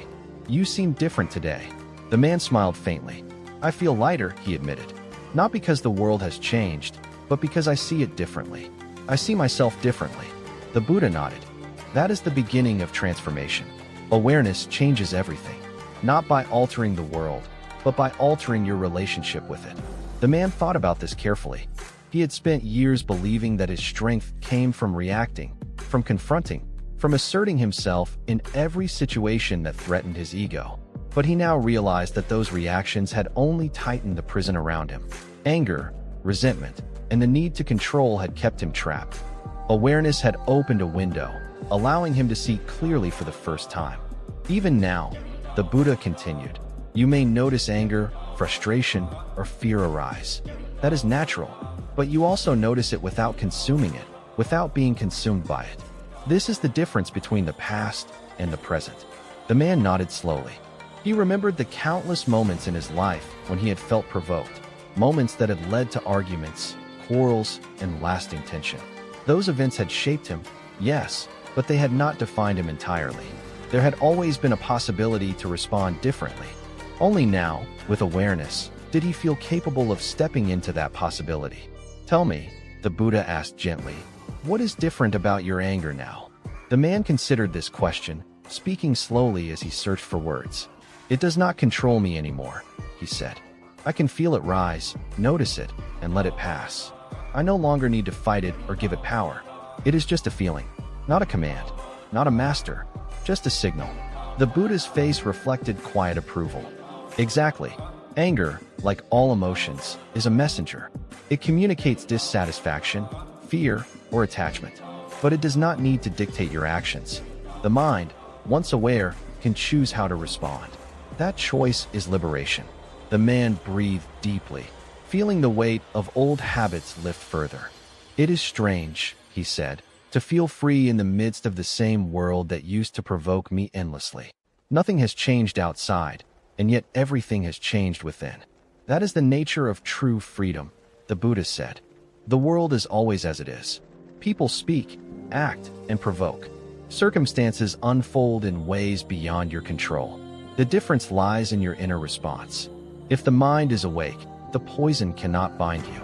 The man reflected on the metaphor of the stream he had seen days ago. Water flows past obstacles without resistance. Leaves float downstream without clinging. He now realized that this was not just a metaphor, it was a living practice. Awareness allowed him to move through life with the same fluidity, to encounter challenges without being swept away, to experience conflict without being consumed by it. He thought of people who had wronged him in the past. The anger he had carried toward them had been like a fire he fed daily, believing it protected him. Now, he understood that the fire had only burned himself. By not accepting their poison, by observing without reacting, he had begun to free himself from the cycle. The realization was humbling. He felt compassion not only for himself, but for them as well, seeing clearly that their actions stemmed from fear, ignorance, and their own unresolved suffering. The Buddha's gaze met his. Compassion arises naturally when awareness is cultivated. When you are free from the need to react, you can see others as they are, without judgment or projection. You are no longer feeding the fire of their poison, and in that, your heart becomes lighter. The man nodded. He could feel a warmth spreading through him, a sense of connection he had rarely experienced. His past conflicts no longer felt like chains, but like lessons in disguise, guiding him toward awareness. He realized that freedom was not merely the absence of anger. It was the presence of choice, of attention, of clarity. "Teacher," he said softly, "what if someone continually provokes me? Someone who refuses to see, to change, to understand?" The Buddha's voice was calm, steady, and reassuring. "Then you practice. Awareness does not require others to change. You observe, you breathe, you release. Their poison may touch you, but it cannot bind you unless you allow it. Freedom is your responsibility, not theirs." The man closed his eyes. He thought of situations in his life that had once felt unbearable. Now, he could envision them differently, not with avoidance or suppression, but with conscious engagement. He could respond with clarity, not reflex. He could maintain his peace without retreating from the world. "And what of anger itself?" he asked. "Will it ever leave me completely?" The Buddha shook his head. "Anger, like all emotions, arises and passes. It will visit again. That is life. But you are no longer its victim. You are its witness. By seeing it clearly, by not accepting its offer, you transform the very nature of your experience. Anger may come, but suffering need not follow." The man felt tears welling in his eyes. Not tears of grief or shame, but of deep recognition. He had lived years under the illusion that control came from reaction, from force, from confrontation. Now he understood that true mastery came from awareness, from observation, from the refusal to drink the poison offered by the world. He looked at the Buddha. "I understand now. Not drinking the poison is not passive. It is the most active, most courageous act I can take. I am responsible for my inner world. And in that responsibility, I find freedom." The Buddha smiled, a quiet, knowing smile. Yes, freedom is always available to those who choose awareness. It does not demand perfection, only attention. Each moment you observe without being bound, the path grows clearer. Each moment you do not accept the poison, your mind expands, and your heart opens. The man took a deep, steadying breath, feeling the full weight of his transformation. He had come seeking revenge, seeking to assert himself, seeking to be heard. Instead, he had discovered something far greater: sovereignty over his own mind, peace in the midst of chaos, and the enduring truth that poison has power only when it is accepted. He rose from the ground, the grove alive around him. Birds sang, leaves rustled, and sunlight filtered through the trees. Nothing had changed externally, and yet he was no longer the same man. He carried with him a stillness, a clarity, and an awareness that could not be taken away. For the first time, he felt truly free. And he knew, with a certainty deeper than any anger he had ever known, that the poison would never find a home within him again. The sun rose slowly over the grove, casting long, golden shadows across the soft earth. The man sat beneath a familiar tree, its branches stretching wide above him, leaves shimmering in the morning light. It had been weeks since his first encounter with the Buddha, yet the lessons he had learned had grown within him, rooting themselves deeply in his mind and heart. He thought back to the anger that had once ruled his life, the sharp, consuming fire that demanded his attention, demanded retaliation, demanded that he define himself through conflict. He remembered the moment he had first hurled insults at the Buddha, expecting reprisal or defense, only to meet calm and profound silence. At the time, he had felt powerless, humiliated, and enraged. And yet that moment had planted a seed that would grow into wisdom. Now, sitting quietly in the morning light, he realized that the seed had flourished into something more than peace. It had become freedom. The Buddha approached, moving slowly, his presence as steady and unwavering as the mountains themselves. "You have returned to the grove many times," he said, his voice calm and resonant. "What have you discovered on your journey?" The man reflected before answering. "I have discovered that poison, anger, resentment, hatred, cannot touch me unless I invite it in. I have discovered that reactions are my choice, and in that choice, I find freedom." The Buddha nodded. And how does it feel to live without being bound by poison? It feels expansive, the man said. It feels like breathing without resistance, like walking without chains. The world continues to offer insult, and yet I am not pulled into suffering. I am present. I am aware. I am free. The Buddha's eyes glimmered with quiet approval. This freedom, he said, is not a gift from me, nor from anyone else. It is the fruit of your own awareness, your own decision to observe rather than react. You have claimed it for yourself. This is the highest form of liberation. The man nodded, feeling the truth of those words settle into the very marrow of his bones. He understood now that the power he had once sought through confrontation and assertion was illusory. True strength did not come from overpowering others or winning arguments. It came from mastery over oneself, from the courage to refuse the poison that life offered. He thought of the people who had once provoked him, the insults he had received, the injustices he had endured. In the past, these events had controlled him, dictating his emotions, shaping his reactions, and chaining his heart. Now, he could see them as they were, passing waves on the surface of life, without substance to penetrate his inner being. They no longer held dominion over him. "Teacher," he asked softly, "how can one maintain this freedom in the face of constant provocation? The world is full of poison. How does one live amidst it without being consumed?" The Buddha gestured toward the flowing stream nearby. "Observe the water," he said. "See how it meets obstacles, rocks, branches, fallen leaves, and yet continues to flow. It does not resist. It does not cling. It does not allow the obstacle to become part of itself. Awareness is like water. When poison arises, you observe it, acknowledge it, and let it pass. You do not give it a home within your mind." The man looked at the stream, its surface glimmering with sunlight. He could see the metaphor clearly now. Life would always bring obstacles, irritations, and provocations. But these did not define him. His inner response, his choice to accept or release, was the only true measure of freedom. He remembered the moments in which anger had once surged through him, sharp and insistent. He had always thought these emotions were uncontrollable, that they demanded expression. Now he saw that they were temporary visitors, signals of something deeper within, to be observed but not acted upon blindly. Awareness allowed him to step outside the cycle, to witness without being consumed. "And what of compassion?" he asked. "Does it naturally arise when one does not accept poison?" The Buddha smiled gently. "Yes. When the mind is free from the chains of reactive anger, compassion emerges naturally. You see others as they are, suffering from their own poison, acting from their own fear and ignorance. You are no longer entangled. You can act from wisdom rather than reaction. You can care without being burdened. You can help without being harmed." The man felt a profound sense of clarity. He understood now that his past anger had not only caused him suffering, but had also limited his ability to connect with others. By feeding the fire of resentment, he had been blinded to their humanity, their struggles, their own chains. Awareness had lifted that veil, revealing not only freedom for himself, but empathy for others. He looked at the Buddha.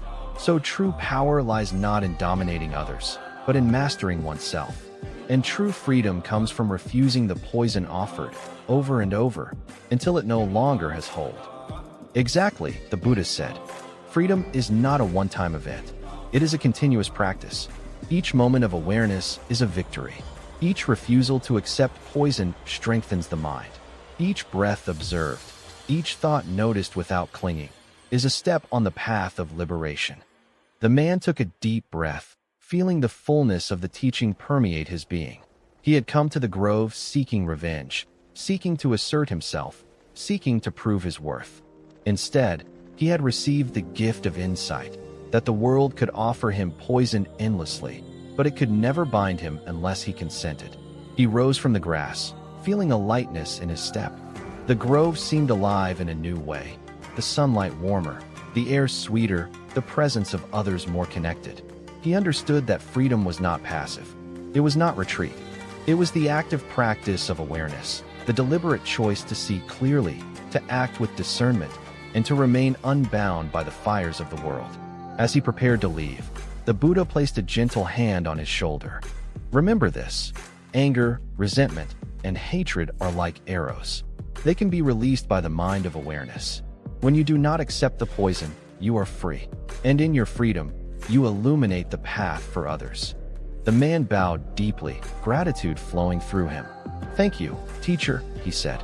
"I will walk this path, moment by moment, refusing the poison and cultivating freedom." The Buddha's smile was quiet but radiant. Go with awareness. Go with compassion. Go with the certainty that true freedom is always within reach, as long as you do not drink the poison offered by life. And with that, the man stepped out of the grove. He carried nothing but awareness, nothing but clarity, nothing but choice.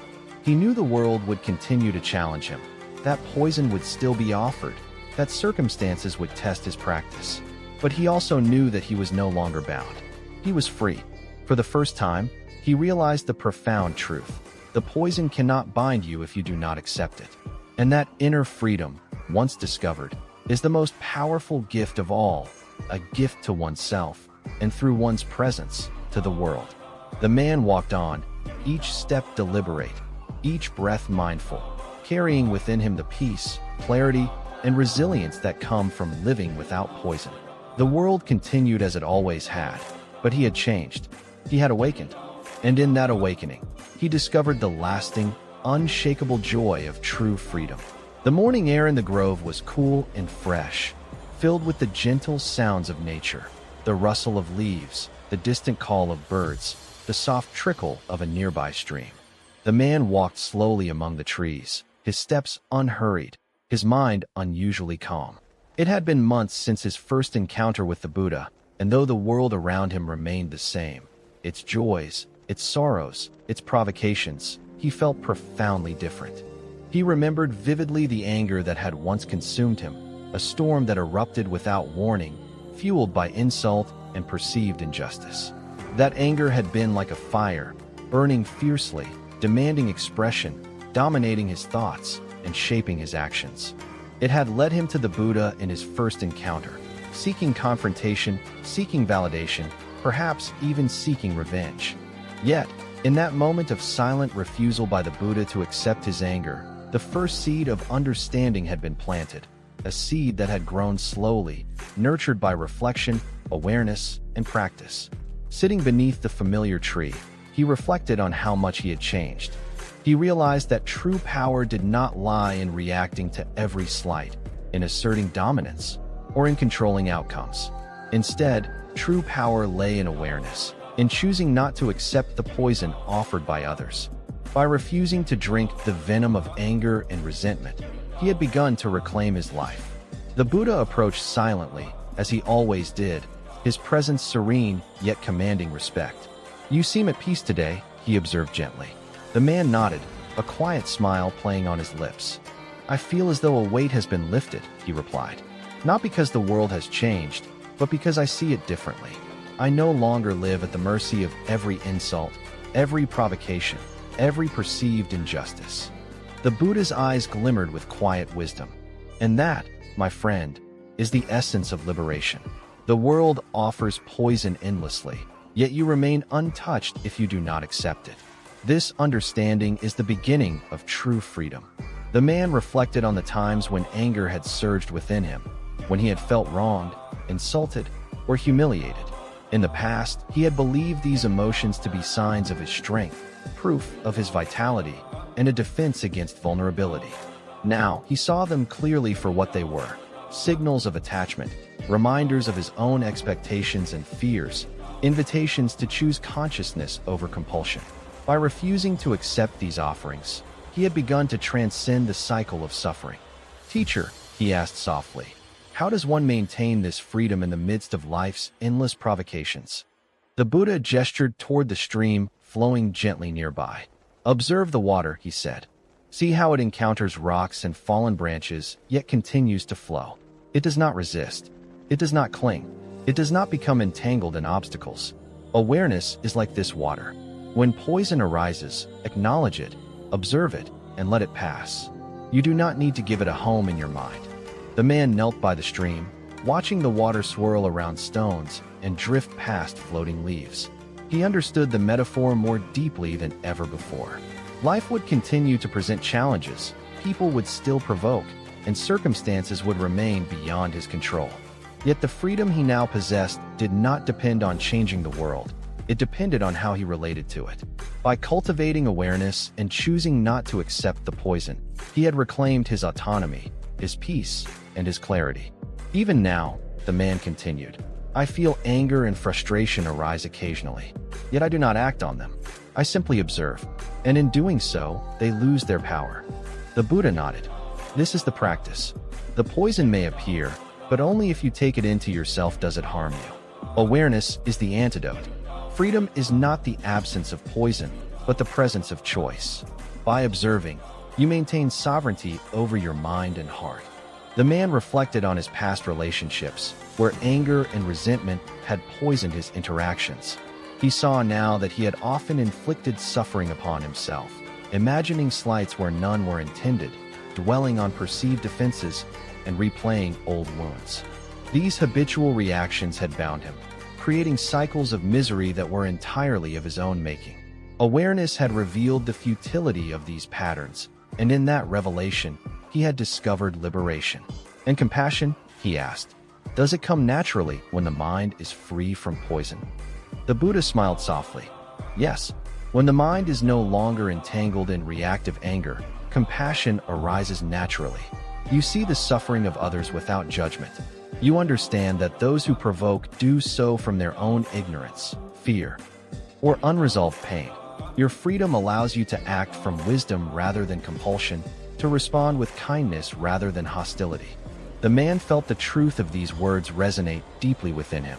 He realized that his former anger had blinded him not only to the suffering of others, but also to his own humanity. By releasing the poison, he had opened space for empathy, connection, and understanding. He no longer needed to dominate, retaliate, or prove himself.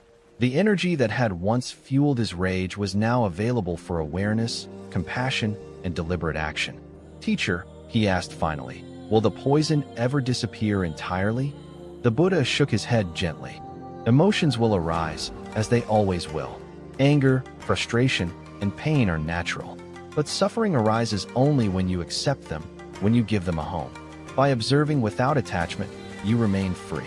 The poison cannot bind you unless you drink it. Awareness is your shield, your guide, and your path to liberation. The man took a deep, steadying breath, feeling a profound sense of liberation.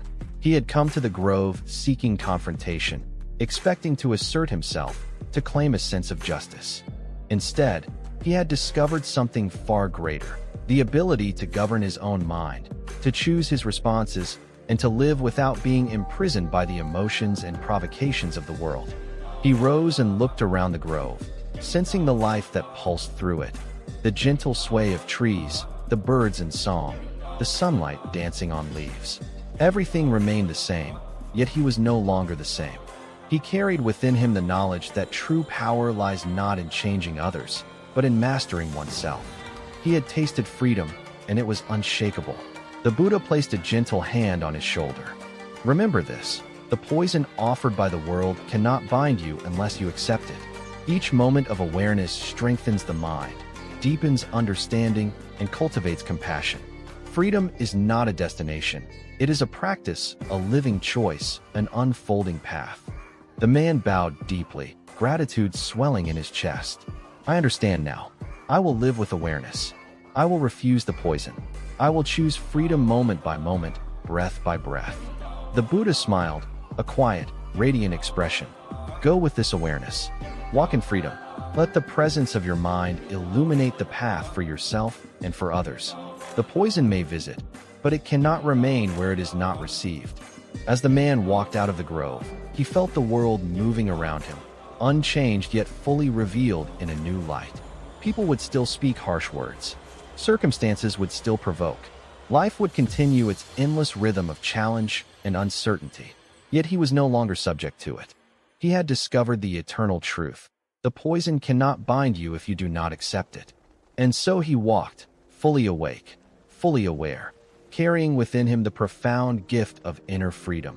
The freedom that comes from not accepting poison. The freedom that transforms suffering into wisdom. The freedom that illuminates the mind and heart. And through that light, offers guidance and inspiration to all who seek the path of liberation. He understood at last that this lesson was eternal. It was not a single victory, but a living practice. Life would continue to test him, to present poison in many forms. Yet with each moment of awareness, each refusal to drink the poison, he would continue to live in freedom, embodying the deepest teaching the Buddha had offered. The poison has power only when it is accepted, and by not accepting it, one finds true liberation. The grove was silent, the man was free, and the lesson endured, an eternal gift to those willing to awaken. The morning sun filtered softly through the leaves of the grove, casting dappled shadows across the earth. The man walked slowly along the familiar path, feeling the soft moss under his feet, listening to the rustle of branches in the gentle breeze.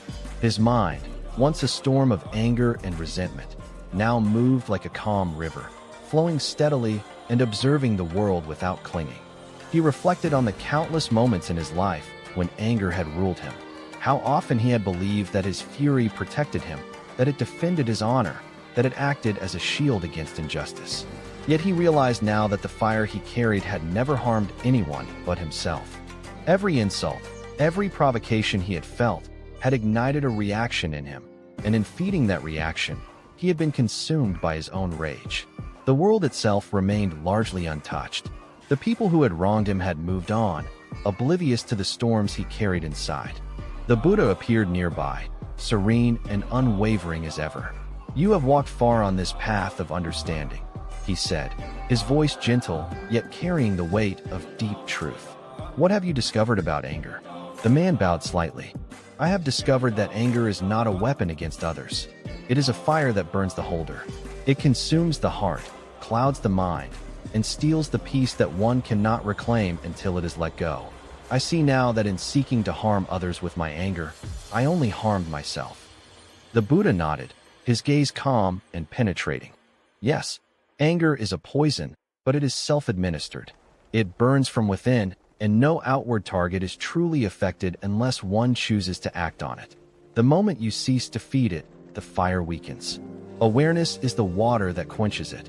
The man sat beneath a large tree, the cool shade a comfort against the warm morning sun. He thought back to the times when he had raged at insults, at slights, at imagined offenses.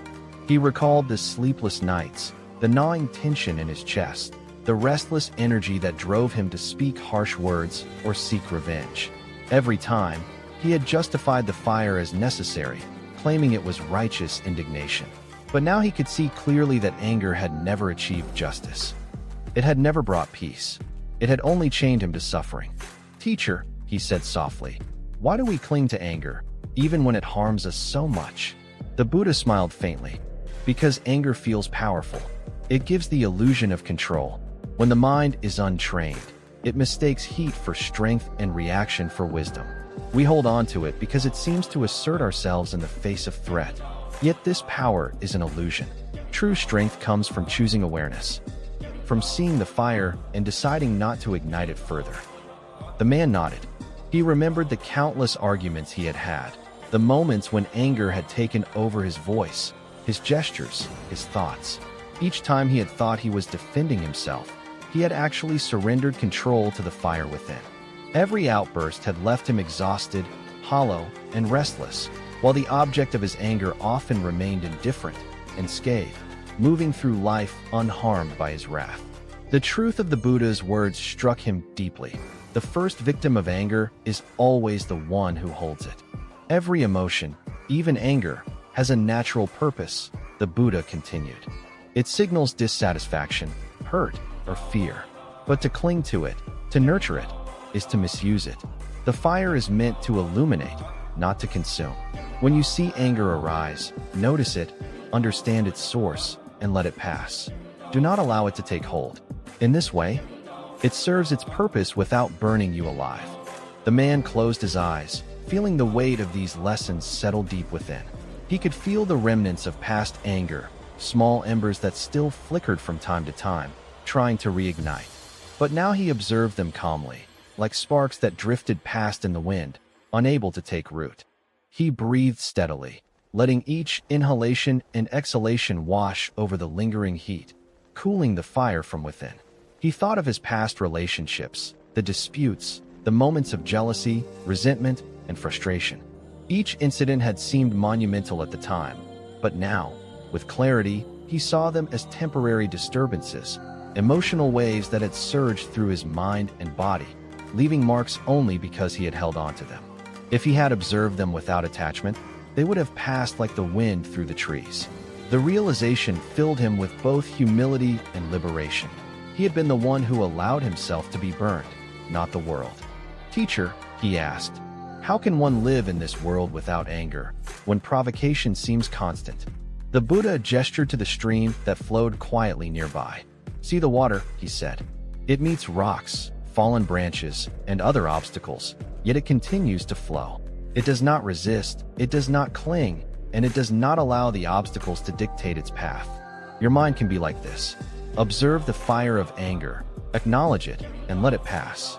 The moment you stop feeding it, it can no longer burn you." The man knelt by the stream, watching its flow. He realized that just as the water moved freely around the obstacles, his mind could navigate the provocations of life without succumbing to the fire of anger. Awareness and detachment did not mean indifference, they meant mastery. They meant choosing not to be consumed, even when the world attempted to ignite old flames. Anger, the Buddha said softly, cannot harm others in the same way it harms the one who harbors it. The more one clings, the greater the suffering. The less one accepts it, the freer one becomes. This is the eternal lesson. The fire you hold will burn you if you do not release it. The man felt tears prick his eyes, not from sadness, but from deep recognition. The years he had spent carrying grudges, nursing resentments, and fighting perceived wrongs had been years of self-inflicted pain. He had been both the archer and the target, firing poisoned arrows at the world while receiving the sting himself. Now, for the first time, he saw the path to liberation clearly. Observe, release, and refuse to drink the poison. He rose from the mossy ground, the grove alive around him with the sound of life. The sunlight seemed brighter, the air lighter, the breeze softer. The fire that had once raged within him was now replaced by steady warmth, a conscious energy, not a consuming flame. He understood that freedom was not the absence of challenges or insults, but the presence of awareness, the deliberate choice not to accept anger's poison. The Buddha stood beside him, placing a hand lightly on his shoulder. "Remember this. The fire you carry does not touch others before it touches you.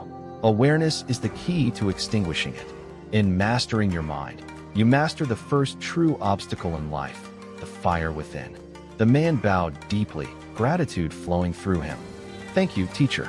I understand now that anger is not a weapon, it is a burden. And by releasing it, I free myself." The Buddha's smile was serene. "Go forth with this understanding. Let the fire of anger serve only as a signal, never as a master. Walk in awareness, and the burden of the fire will no longer weigh upon your heart." As the man departed from the grove, he carried with him a sense of profound peace and clarity. He knew the world would continue to offer provocations and that emotions would arise, as they always would. Yet he also knew the eternal truth. Anger burns the holder first, and only by refusing to feed it can one truly be free. With each step, he felt lighter, unbound, and awake, walking a path illuminated by awareness, wisdom, and the enduring lesson that true freedom begins when one stops drinking the poison one carries within. The early morning light filtered softly through the grove, touching the leaves with a gentle glow. The man walked slowly along the familiar path, feeling the earth beneath his feet and the cool breeze on his face. 4 months now, he had practiced the lessons the Buddha had imparted, the practice of awareness, the refusal to drink poison, and the quiet observation of emotions as they arose and passed. Yet today, he sensed a deeper layer of understanding emerging, one that moved beyond mere freedom from anger. He remembered vividly the countless times anger had taken hold of him in the past. Each surge of frustration, each flash of resentment, had seemed unbearable in the moment. They had been fires that consumed him from the inside, leaving exhaustion, regret, and a lingering sense of injustice. At the time, he had believed that these emotions defined him, that they were proof of his strength or evidence of the world's wrongs. Now he saw that they had been invitations, opportunities for the mind to awaken, if only he could respond with awareness rather than reaction. The Buddha appeared as quietly as ever, his serene presence radiating calm. "Good morning," he said gently. "You seem thoughtful today. What occupies your mind?" The man bowed slightly, feeling the weight and depth of his reflection. "Teacher," he said, "I understand now that anger is a fire that burns the holder first. But I also see that anger, when understood, can be transformed. It need not vanish entirely, nor be denied. It can become a teacher, guiding us toward insight, patience, and compassion." The Buddha nodded, his gaze steady and kind. Indeed, anger carries within it the seed of wisdom and compassion. When observed skillfully, it reveals the nature of our attachments, expectations, and fears. It shows us where our hearts are still bound and where freedom is possible. This transformation is one of the most profound gifts life can offer. The man walked to the stream, kneeling by its flowing water. "I see it now," he continued. "Every time anger arises, it points to something deeper within me, a desire unfulfilled, an expectation unmet, a fear unacknowledged. By seeing this, by observing the fire rather than feeding it, I gain clarity. I understand not only myself but the nature of the world. I gain wisdom." The Buddha smiled. "Exactly. Anger is a mirror, reflecting both the outer world and your inner state. When you use it wisely, it teaches discernment. You learn to recognize what truly matters and what is illusory. You see the difference between skillful and unskillful reactions. You see the transient nature of emotion and the permanence of awareness. This is the birth of wisdom." The man paused, watching the water swirl around rocks and fallen leaves. He understood the metaphor clearly. Just as water navigates obstacles without becoming obstructed, a mind trained in awareness navigates the provocations of life without being consumed. Yet more than freedom from suffering, there was a greater potential, turning the energy of anger into compassion. "I also see," he said, "that anger can be a bridge to compassion. When I observe the suffering and fear behind another's harmful words or actions, my anger transforms. It becomes understanding rather than retaliation. It becomes patience rather than impatience. The fire that once burned me now illuminates the path of empathy." The Buddha's eyes sparkled with approval. Compassion is born when you no longer act from anger, but from awareness. You recognize that the one who provokes is also suffering, also bound by ignorance and attachment. The energy that anger once consumed can now be directed toward empathy, toward relieving the suffering of others, without being dragged into their chaos. The man felt a deep warmth in his heart. He recalled situations where he had felt wronged, moments when anger had seemed justified, moments when retaliation had appeared necessary. He realized that in all those instances, if he had paused, observed, and chosen awareness, he could have learned something profound, not only about himself, but also about the limitations and suffering of others. "Teacher," he said, "is this why the wise say that every difficulty and provocation is a lesson? Because anger, properly understood, can reveal truths we might otherwise overlook." "Yes," the Buddha replied softly. "Every fire is a teacher if you choose to learn from it. Anger points to attachment, desire, and expectation. It reveals where your understanding is incomplete, where patience is required, and where your heart can grow. The key is not to suppress it, nor to indulge it, but to observe, learn, and transform it." The man knelt by the stream, dipping his fingers into the flowing water. "I understand now," he said, "that the fire of anger is not something to be feared or despised. It is a tool, a messenger, a chance for growth. By refusing to drink the poison, I am free. By observing it, I gain wisdom.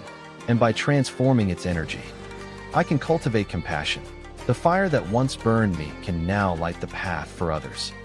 The Buddha's smile widened slightly. "And in this way, your heart becomes spacious. The energy that was once consumed by resentment can now be directed toward understanding, patience, and loving kindness. You become a vessel for wisdom and compassion, not a container for poison and suffering. This is the essence of skillful living." The man closed his eyes, feeling the depth of this teaching settle within him. He envisioned past conflicts, past anger, and past resentment. He did not deny them, nor did he judge himself for them. Instead, he observed them with clarity and understanding, seeing how each had been a teacher, revealing attachments and misunderstandings, inviting growth and reflection. He understood that the fire had always had a purpose. It was his response that had determined whether it consumed him or enlightened him. "I see now," he said quietly, "that transforming anger is a practice, a moment-to-moment choice.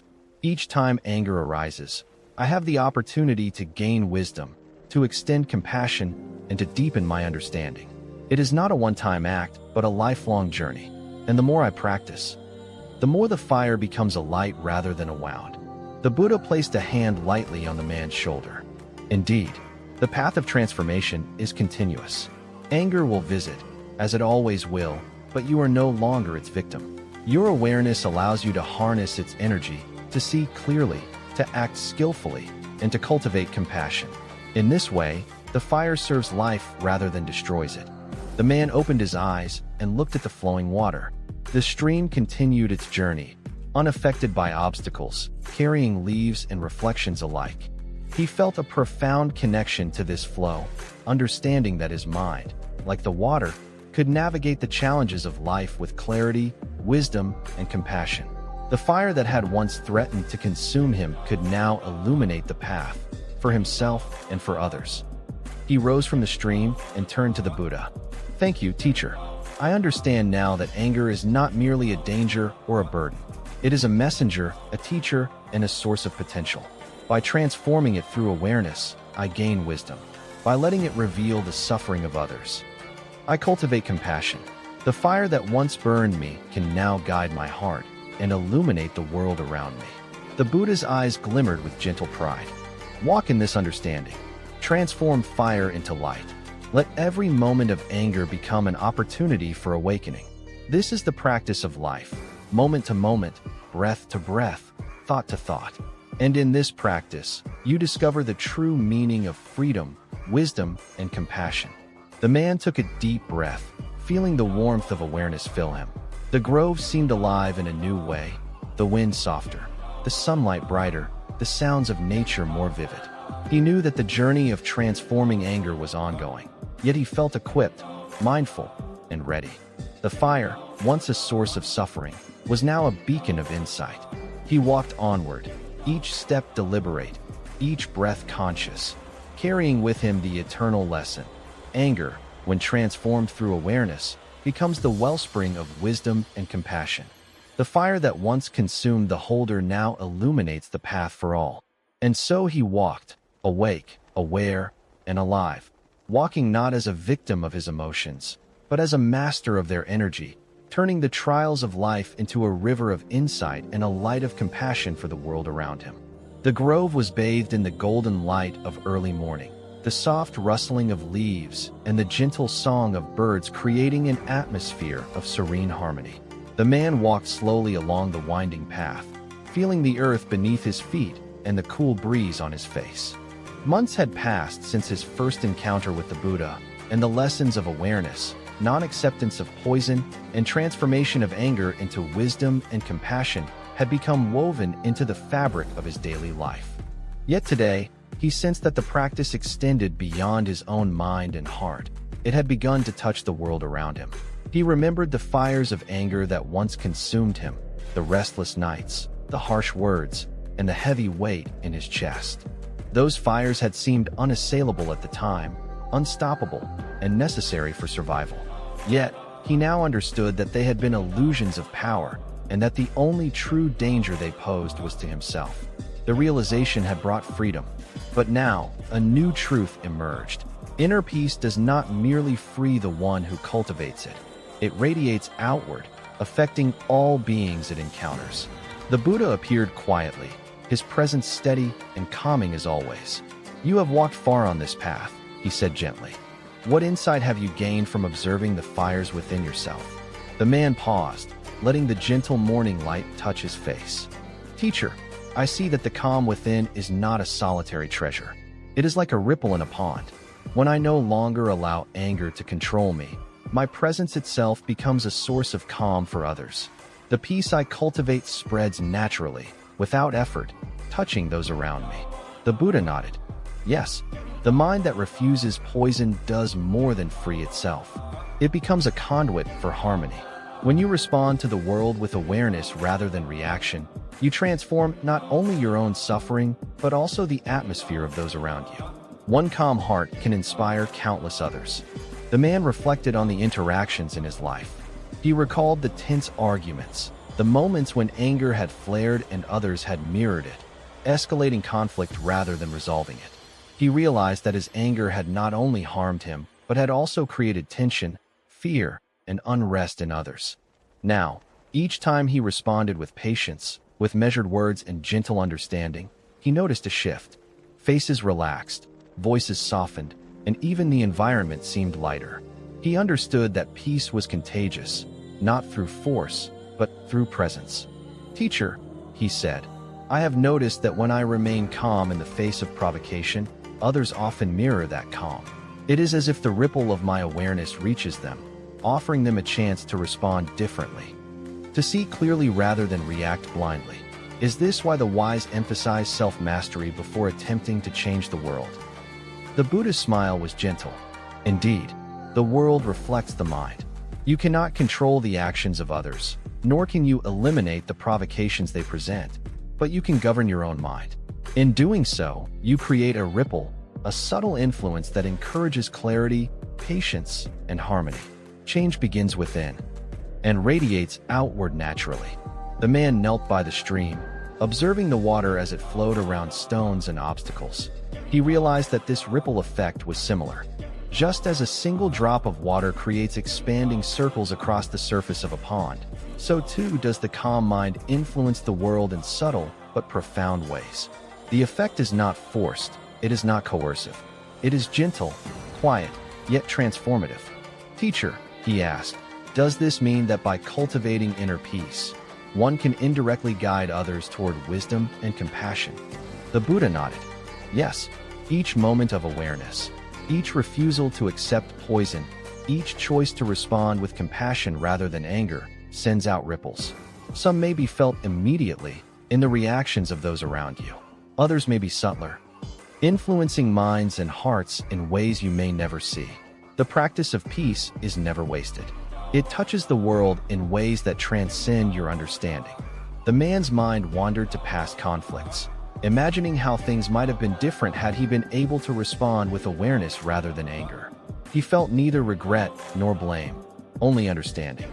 Each instance of anger had been an opportunity lost to cultivate harmony, but the present offered limitless opportunities. He could no longer change the past, but he could shape the future through his own presence and practice. "I see now," he continued, "that the calm I cultivate is a form of action.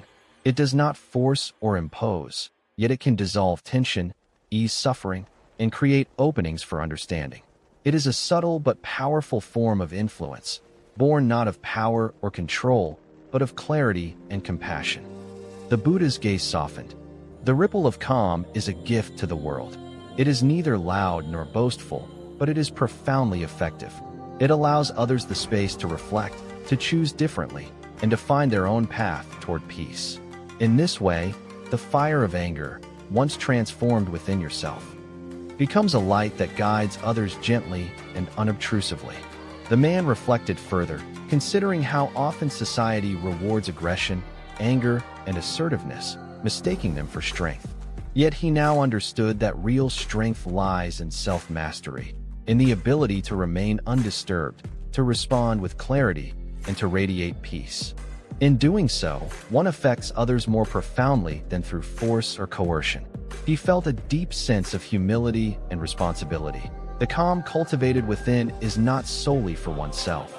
It has the potential to touch countless lives. He watched the sunlight dance on the surface of the stream, sparkling like tiny flames. Each reflection seemed to mirror the inner light of awareness, the wisdom and compassion that arose when anger was no longer accepted. He understood now that cultivating inner peace is an act of generosity, a contribution to the world that begins with oneself and expands outward, unseen yet undeniable. "Teacher," he asked finally, How can I ensure that the ripples of calm I create are sustained, not lost in the noise and turbulence of the world? The Buddha smiled. Sustain them through consistency, through mindfulness, and through repeated practice. Each moment of awareness strengthens the ripple. Each choice to respond with clarity rather than reaction enlarges it. Over time, these ripples accumulate, creating currents of harmony that influence not only those immediately around you, but also the wider world. The practice is continuous, and each moment matters. The man rose from the stream, feeling the gentle warmth of understanding fill him. He knew that anger and provocation would continue to arise, that life would never be free of challenges. Yet he also knew that the inner peace he cultivated was resilient, a stable foundation upon which wisdom and compassion could grow.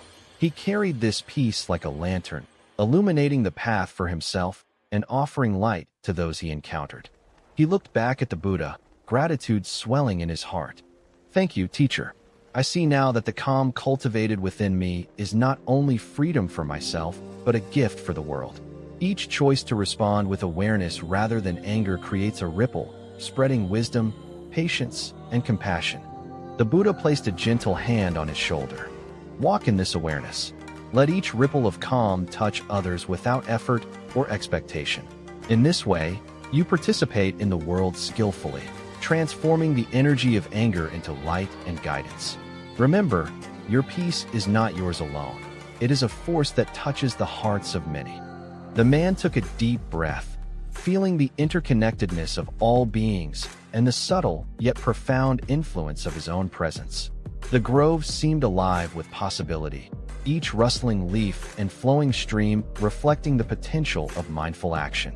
He understood that the ripple of calm begins within, but its effects extend far beyond, offering clarity, understanding, and healing to the world in ways seen and unseen.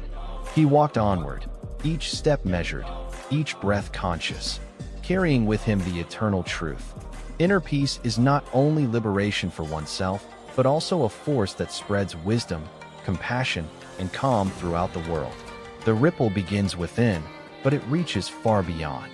And so he walked, awake, aware, and mindful, knowing that the fire once held in anger had been transformed into light, spreading quietly and steadily, touching every life it encountered, and offering the enduring gift of calm to all who would receive it. __________________________________________________________________________________________________________________________